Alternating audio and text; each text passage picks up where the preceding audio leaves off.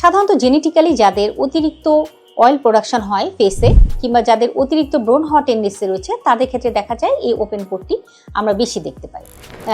অনেকে আছেন যে অনেক বেশি আল্ট্রাভায়োলেট রেডিয়েশনের এক্সপোজার থাকে, সাধারণত ঘরের বাইরে অনেকক্ষণ থাকতে হয় এবং কাজ করতে হয়, এবং সানস্ক্রিন যারা ব্যবহার করতে অভ্যস্ত না তাদের ক্ষেত্রে ওপেন পোরটি আমরা বেশি দেখতে পাই। এছাড়াও যখন বয়স বেড়ে যেতে থাকে তখন ত্বকের ইলাস্টিসিটি কমতে থাকে, কারণ কোলাজেনগুলো ভেঙে যায়।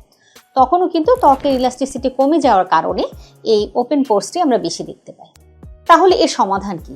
এই ওপেন পোরের সমস্যা যাদের রয়েছে তাদের ক্ষেত্রে যেটি আমরা সাধারণত দিয়ে থাকি যে কিছু লাগানোর কিছু ওষুধ আমরা দিয়ে থাকি, তার মধ্যে রয়েছে রেটিনোইক অ্যাসিড, নিয়াসিনামাইড কিংবা ভিটামিন সি। এই ধরনের ওষুধ আমরা সাধারণত দিয়ে থাকি। অনেক সময় স্যালিসাইলিক অ্যাসিড ফেস ওয়াশ দেওয়া হয়ে থাকে। এতে যদি কাজ না হয় তাহলে আমরা বিভিন্ন ধরনের প্রসিডিউরের সাহায্য নিয়ে থাকি।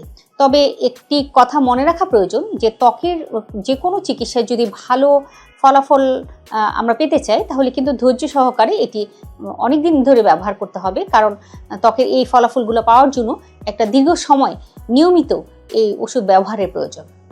আর যদি আমরা প্রসিডিউরের কথা বলি তাহলে এক্ষেত্রে আমরা যেগুলো করে থাকি সেগুলো হচ্ছে রেডিও ফ্রিকোয়েন্সি মাইক্রো নিডলিং করে থাকি, কিংবা পিআরপি উইথ ফ্র্যাকশনাল লেজার করে থাকি, কখনো কখনো কেমিক্যাল পিল করা হয়ে থাকে।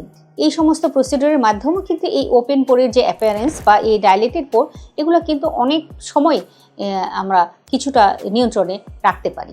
এছাড়া সঠিক খাদ্যাভ্যাস, স্ট্রেস কমানো, নিয়মিত ঘুমানো এবং পানিটা ঠিকমতো খাওয়া মাধ্যমে কিন্তু আমরা ত্বক ভালো রাখতে পারি এবং এই ধরনের ত্বকের সমস্যাগুলো থেকে আমরা কিছুটা বেঁচে থাকতে পারি। ধন্যবাদ।